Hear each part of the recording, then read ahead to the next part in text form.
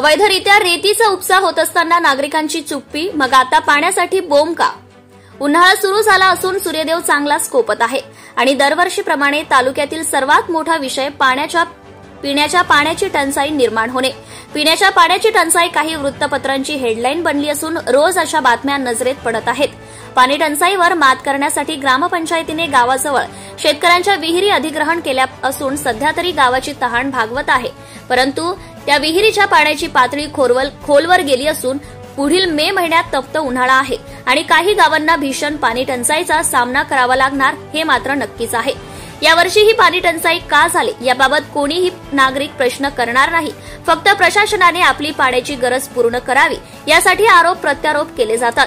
परंतु पाण्याचे स्त्रोत जर खाली गेले असल्याने प्रशासन तरी काय करणार? सिंदेवाही तालुक्याला आणि त्याच्या आजूबाजूच्या गावांना नैसर्गिक साधन संपत्तीचा भरपूर प्रमाणात वारसा लाभला असताना तालुक्यात पाणी टंचाई निर्माण होणे ही अत्यंत लाजिरवाणी बाब आहे.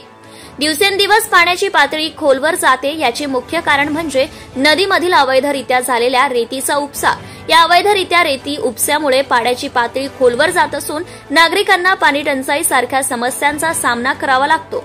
आता तरी अशी समस्या पुढील काळात अनुभवायला मिळू नये यासाठी नदीपात्रामधून होत असलेल्या अवैध रेती उपस्यावर लगाम लावणे हे नागरिकांच्या हातात आहे.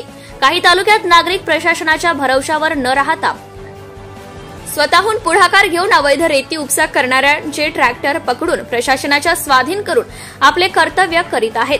असे जर एकत्र येऊन नागरिकांनी आपले कर्तव्य समजून कार्य केले तर तालुक्यातील गावांना पाणी टंचाईसारख्या भीषण समस्यांचा सामना करावा लागणार नाही. जनता टाइम्स जटा टीव्ही चॅनलसाठी सुनील गेडा, मुख्य पत्रकार. Subscribe now and press the bell icon. Never miss an update.